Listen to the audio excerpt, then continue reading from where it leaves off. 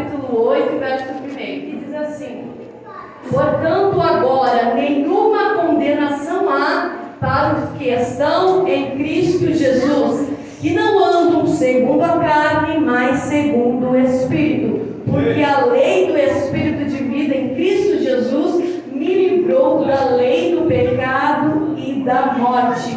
Versículo 6 do mesmo capítulo. Porque a mentalidade carnal é morte, mas a mentalidade espiritual é vida e paz. Verso 9. Mas vós não estão na carne, mas no Espírito, se é que o Espírito de Deus habita em vós. Amém? Você pode sentar-se.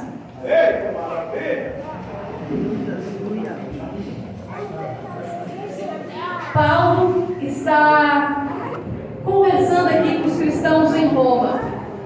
Quando nós falamos carta aos romanos, a palavra carta ela vem de correspondência. É alguém que está conversando, está à distância, mas ele está tendo uma conversa, uma comunicação à distância. Então, quando falamos em correspondência, tem perguntas e respostas. Logo, nós sabemos que as perguntas vieram dos cristãos em Roma e as respostas vêm de Paulo. Se Paulo está dizendo, portanto, agora não há condenação, é porque os cristãos em Roma estavam se sentindo condenados. Mas que condenação é essa?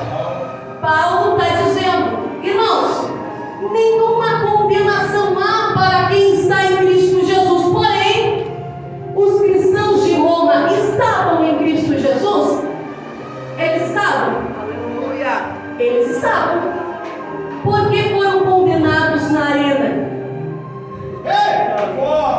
Estavam em Cristo Jesus, andavam segundo a palavra de Deus e estavam sendo condenados pelos romanos, pelo imperador, a estar numa arena, um esporte favorito de Roma, onde hoje muitas pessoas vão para uma arena de futebol, sentar-se na arquibancada e assistir um jogo, gritar e ter uma felicidade ali. Porém, lá, essa felicidade, essa gritaria era quando viam leões devorando criança, era quando viam gladiadores matando homens, matando mulheres, porque eram cristãos. E essa alegria do povo de dizer, que coisa boa estar festejando quando alguém está sendo morto, quando alguém estava sendo condenado. Se você pensar, às vezes é difícil ver um filme, talvez tem pessoas mais emocionais que não conseguem ver um filme com muito sangue e fica ruim, passa mal. Agora imagina alguém sentar-se na arquibancada para assistir a morte e desgraça dos crentes. Então, logo a primeira coisa que nós vamos ver aqui é que não é essa condenação, porque essa condenação ela é capaz de matar o corpo, mas ela não é capaz de condenar você para o inferno. Então, Paulo não está dizendo que os cristãos em Roma não vão ser condenados pelo homem, não vão passar por tribulação, mas ele está falando aqui de quem? Anti-judaísmo. Eram judeus para os cristãos. Atualizando hoje, essa mensagem é de crente para cristão, é crente condenando o cristão, é aquele que sabe um pouco da Bíblia já condenando o outro que sabe a Bíblia. Essa mensagem, nenhuma condenação é quando o crente já vem querer condenar outro crente. Aí Paulo está dizendo, vocês passaram por isso? Eu também passei. Somente alguém que tem experiência com peso na palavra para dizer que também fui condenado, porque volte e meia alguém quer me lembrar do meu passado, com quem eu fazia, com quem eu errava, ainda pensando que estava fazendo certo em nome de Deus.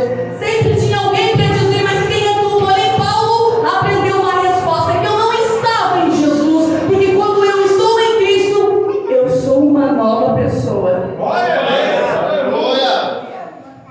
E o tema dessa mensagem é: não há condenação para quem recomeça sua vida em Cristo.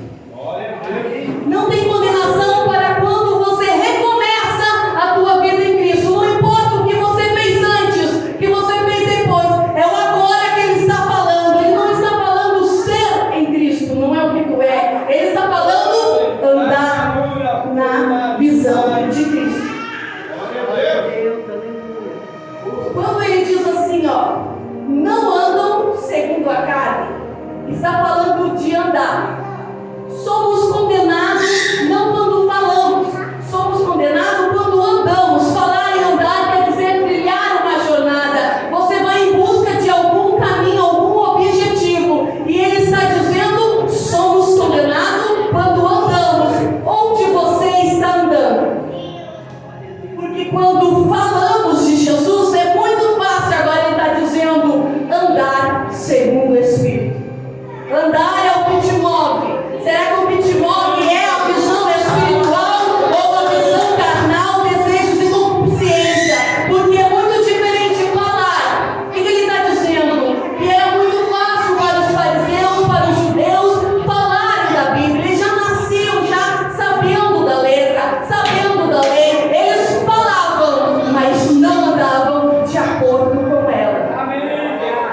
Queriam usar a lei para condenar, mas Cristo está dizendo aqui, Paulo está dizendo, porque um dia ele achou que a lei era certa e condenava por ela. Ele está dizendo, a lei é fraca. A lei, ela é fraca porque nós somos fracos. A nossa carne é fraca para a lei, mas tem um sacrifício vivo que é Jesus, e é nele que a tua carne morre, mas o teu espírito vivifica.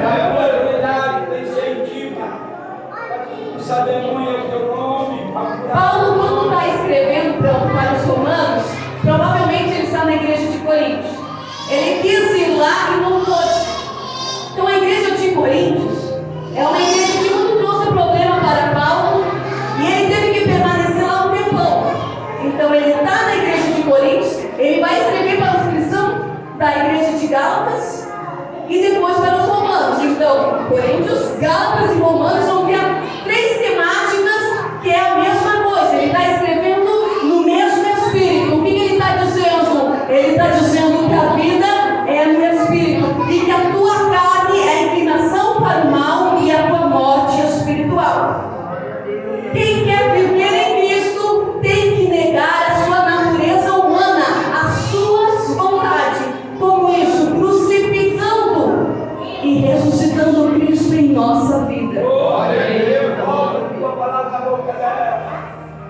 Em Gálatas ele está dizendo no capítulo 5, verso 16, as obras da carne e também as do Espírito. Ele fala que é fruto. Quando se fala em fruto, é árvore. Quando se fala em árvore, ela tem que produzir frutos. Se você é um cristão, está na raiz da palavra de Deus, os teus frutos têm que ser do Espírito Santo. Nessa árvore não vai ter dois frutos. Se você anda segundo a palavra de Deus, você tem os frutos do Espírito e você não vai ser condenado. Glória a Deus, aleluia. Quando nós falamos em condenação, o livro de Coríntios nos diz assim, quando nós lemos toda a Santa Ceia: se nós julgássemos a nós mesmos, não seríamos julgados. Mas nós somos julgados a todo instante, tem alguém nos julgando. Significa que naquele momento você deixou de se analisar. E quando nós não julgamos a nós mesmos, nós somos julgados. Mas aí o que o Senhor faz? Ele te julga para te não ser condenado com o mundo. A tua disciplina, a tua correção vem do Senhor, porque Ele não quer que você vá para o mundo com outras pessoas. Vem um açoite, vem uma disciplina, vem uma instrução para você permanecer. O que isso significa? Que você pode errar, que você pode fraquejar mesmo já estando no caminho. Você pode pegar um atalho, mas ouça a voz do Espírito Santo dizendo: volta e recomeça. Recomeçar é saber que a tua saída foi um preço, mas que você vai ter que começar novamente do zero muitas vezes. Recomeçar é reconhecer e ressignificar, reconhecer o erro e dar ressignificação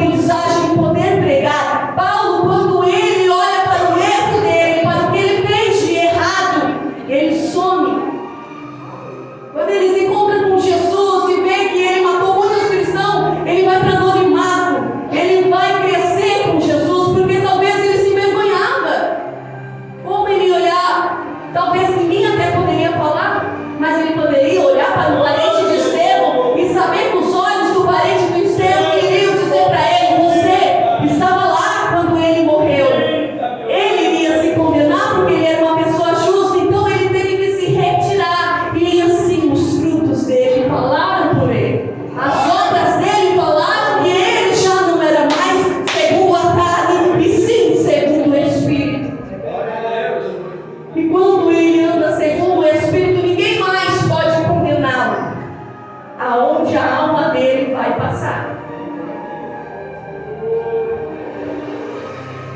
Quando nós falamos em condenar, tem lei. A lei. Para saber a lei, tem que estudar. Para saber a lei, tem que ser conhecedor. E nós vimos que em Coríntios ele fala para a igreja de Coríntios que a lei mata e o Espírito vivifica.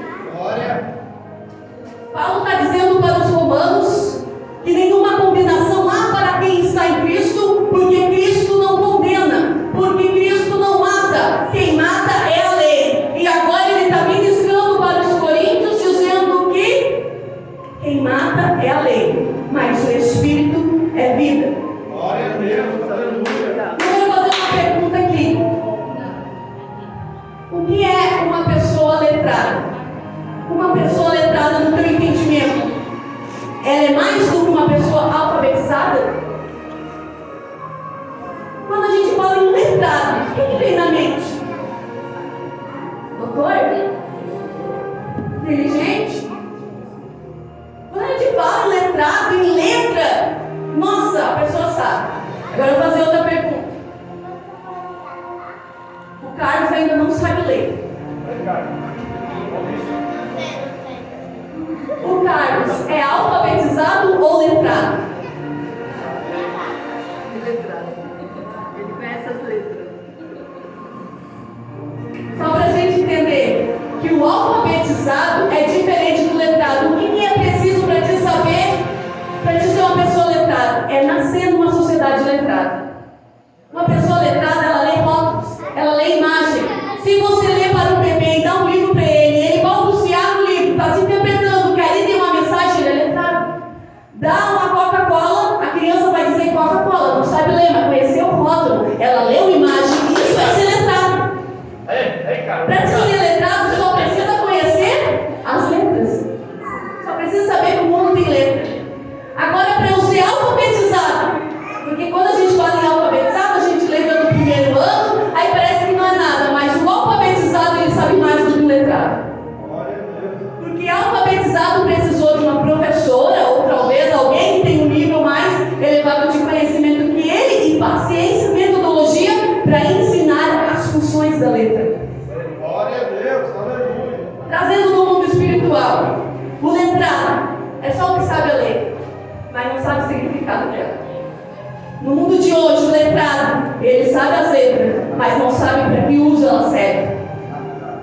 No mundo espiritual, um alfabetizado precisou de um professor, precisou de alguém, e é processo que vai levando. Nível 1, nível 2, não reprova. Nível 3, terceiro ano, já começa a reprovar se sabe ou não a escrita.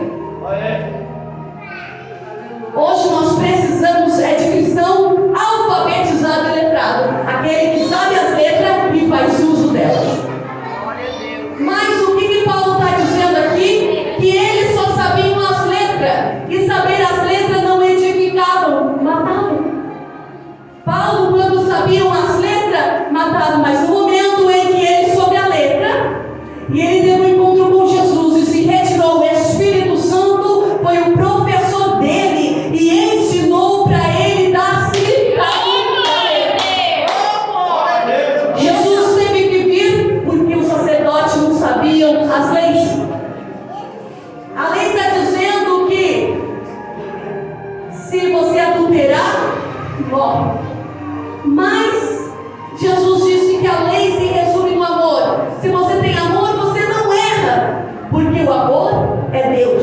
E quando nós temos conhecimento em Deus, não erramos. O que fazia o povo errar era não ter conhecimento em Deus. E hoje os teus erros, os teus pecados, Deus não te condena, porque Ele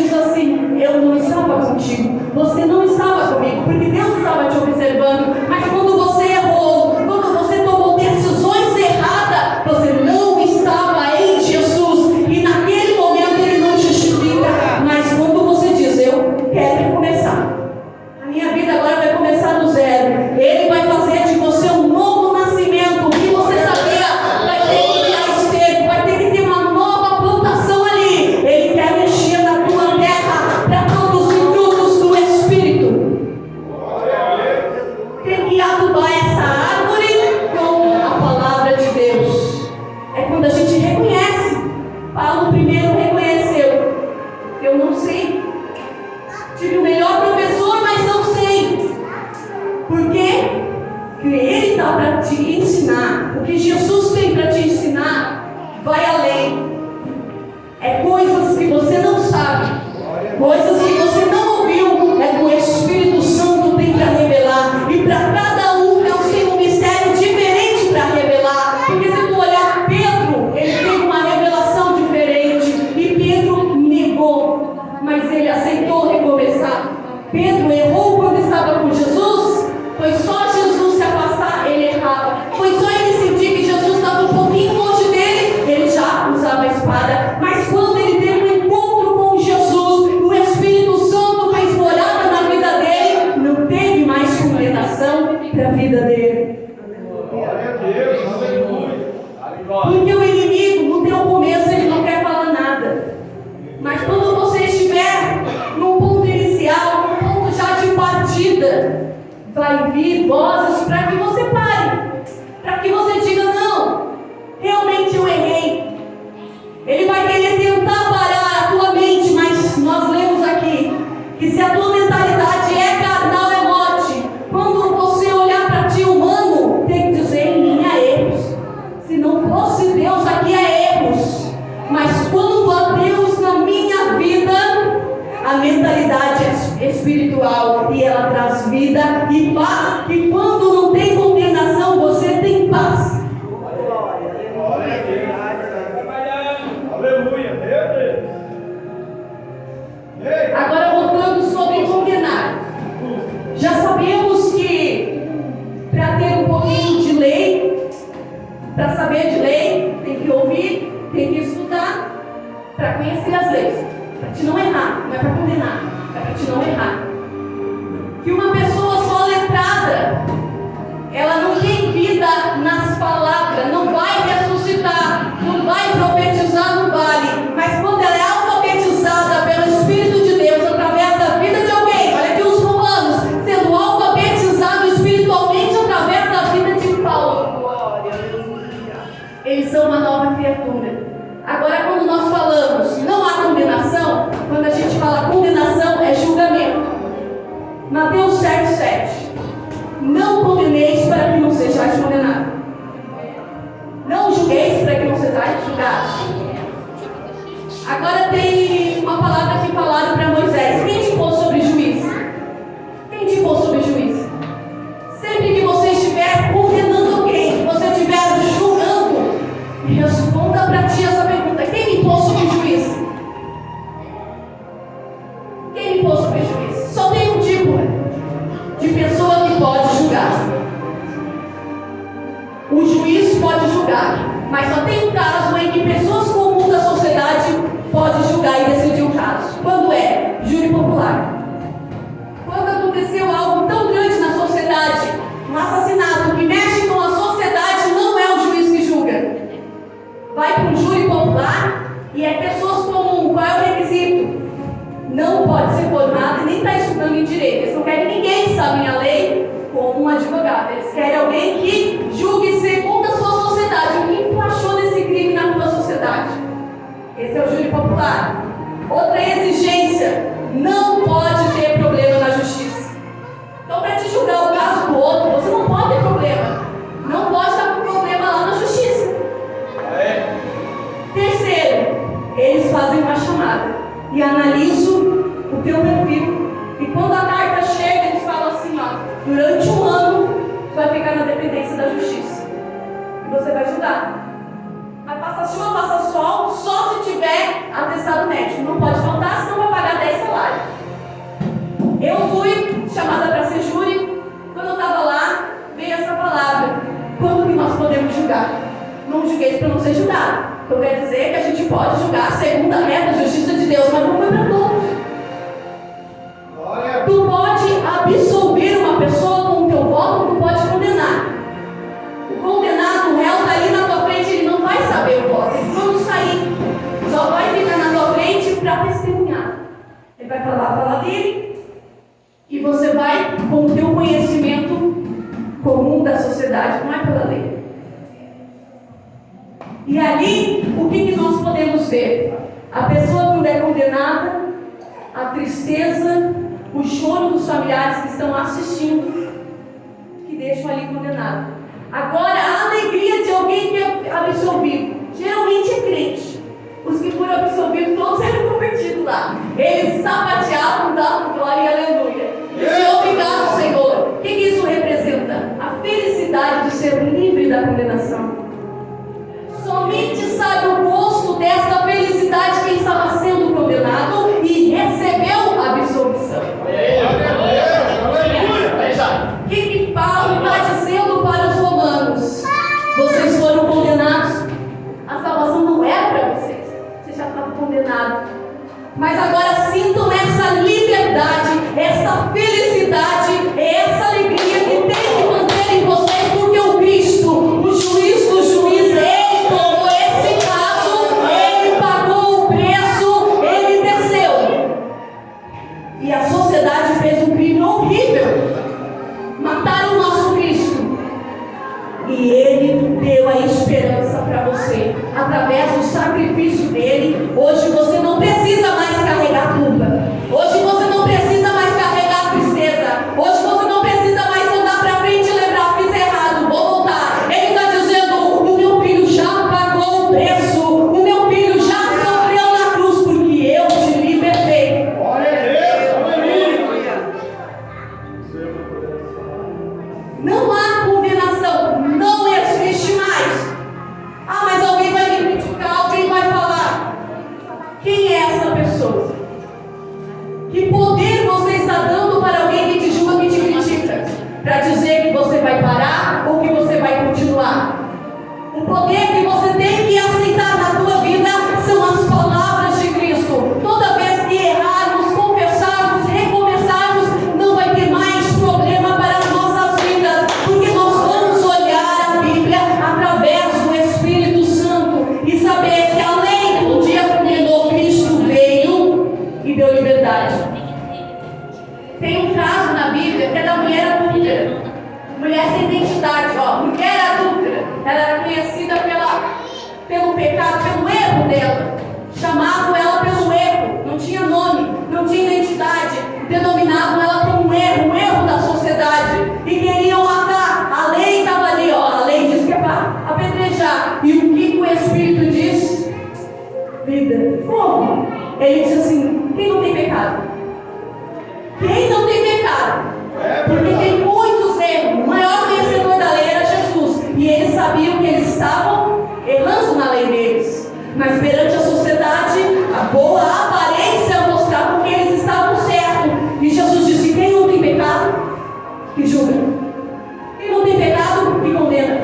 Quem não tem pecado, que atira. O que ele está dizendo? Que hoje nós não podemos condenar, porque em algum momento podemos falhar aqui, mas queremos misericórdia. É só pensar. Você quer justiça? Tem muita gente clamando justiça. Jesus faz justiça porque fulano fez isso comigo. Jesus faz justiça porque ciclano. E se na tua família tivesse alguém enfrentando a justiça por um erro, você pediria justiça para Deus ou misericórdia? Está lá o teu filho sendo escravizado lá no júri, você pediria justiça ou misericórdia? Está o teu pai no júri, você pediria justiça ou misericórdia? Mas fora o que os outros fazem com nós queremos justiça. E aí nós vamos dizer que nem Jesus, misericórdia quer. Porque dói, porque mexe com nós. Aí nós vamos dizer, livra, Senhor. Usa lá o jurado, Jesus. Usa o juiz lá.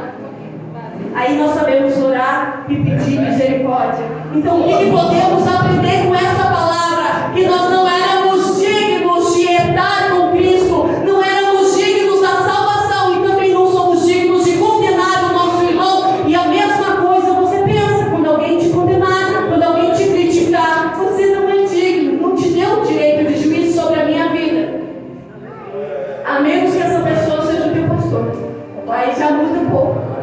Porque aí Deus já deu para ele uma autoridade divina, mas ele não vai te condenar, porque o pastor é para exaltar e ajudar a ovelha a segurar. As palavras de pastor nunca vai ser para condenar também. Por mais que ele pode ter a chave, por mais que Deus possa dar uma autoridade para ele, o verdadeiro pastor não condena, ele ajuda a ovelha a andar em retidão.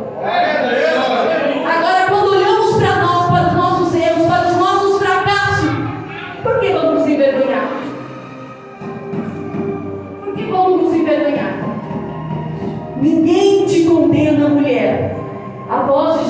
para aquela mulher. Imagina uma mulher que ia morrer apedrada. Deve ser dolorido morrer apedrada, que nem morrer apalado, porque com certeza as pedras não eram pequenininhas. Era para matar, mas matar a língua era de ver um sofrimento. E a lei se resume no amar, mas o amar não estava ali. Agora uma mulher que tem Jesus para condenar ela. Jesus era o único que podia condenar. Ele disse: mulher, ninguém te condena. Imagina a felicidade daquela mulher que errou. E na verdade, a lei também errou. Porque não só ela poderia ser condenada, mas cadê o parceiro dela para ser condenado e morrer pedrado? Mas ali só tinha uma mulher. E Deus disse para ela: ninguém te condena. Ela foi vítima de uma fatalidade. Ela foi vítima de alguém que queria pegar o nosso Jesus, que eram os fariseus. Ela só foi vítima de um erro. E Jesus disse: eu não te condeno, te dou uma nova chance para recomeçar. Vai, não peques mais. Hoje Ele está dizendo: recomeço. É tempo de recomeçar, de erguer as suas bases. Recomeço é o novo. Quando você tinha o teu primeiro amor, quando você aceitou Jesus com aquela felicidade, porque ninguém ia te condenar, é o mesmo. Você voltou ao ponto inicial. Quando você erra e retorna e reconhece, tem o mesmo sentimento de alguém que está aprendendo. Porque a gente diz: é novo convertido. É novo convertido. Então, toda vez que nós recomeçamos, estamos sendo novos nessa etapa. Assim como o primeiro e segundo ano não reprova, o novo convertido vai passando de ano. Mas a partir do terceiro ano, se reprovar, é porque Jesus quer te dar uma experiência melhor. Ah, reprovei em tal ano, não volta lá para o primeiro. Reprovou no quarto, no quinto, vai voltar para o quinto. Se reprovou o terceiro, no terceiro. Os seus recomeços é quando um ciclo se fechou. Talvez você teve muitos acertos e um deles foi um erro. Deus vai permitir você recomeçar. Ainda que o mundo condene, ainda que o mundo diga não, não pode mais. E que na verdade não é o mundo que fala, é os cristãos. E o que mais dói dentro de nós é quando a família fala mal de nós mesmos. O que mais dói é quando o crente fala mal de nós mesmos. Porque somos famílias, irmãos em Cristo. O que mais dói é quando o pai não acredita no filho. É quando a mãe não acredita no filho. Isso dói. Porque o mundo lá, quando fala, você diz: é o inimigo. Não vou dar entendimento para essa pessoa. Mas quando é dos nossos? Essa palavra aqui está dizendo nosso, família, família espiritual e até a tua família natural. Quando eles te condenarem, eles também não têm poder. Porque Jesus te perdoa e te dá um novo recomeço. Quando a família nos condena, dói. Mas nós temos que lembrar que aqui os cristãos que eram para se unir, todos falavam da lei, da palavra de Deus, estavam usando a Bíblia para condenar. Paulo veio para ensinar. Nós vamos ser diferentes. A Bíblia vai ser para levantar quem está caído. A Bíblia vai ser para animar quem está parando. A Bíblia não vai ser para apontar.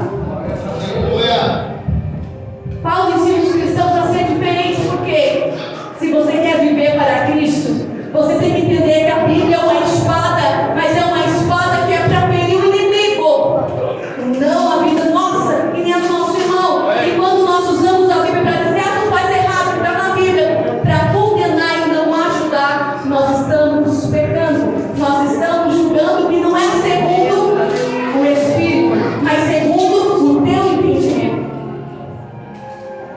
E o problema de julgarmos é que se a gente julga, nós podemos ser julgados.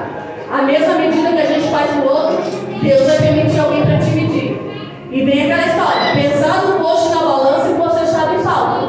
Por quê? Porque muitas vezes mede e não passa na sua própria medida. Então que hoje nós venhamos ter mais misericórdia primeiro com a nossa vida, com nós mesmos.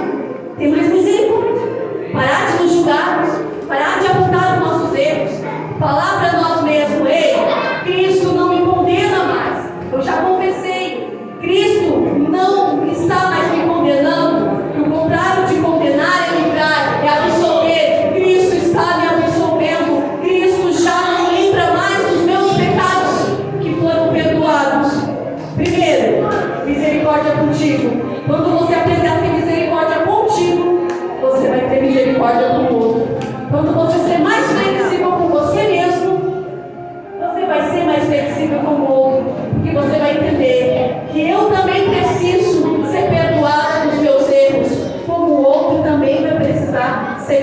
palavra, e que cresce o reino de Deus.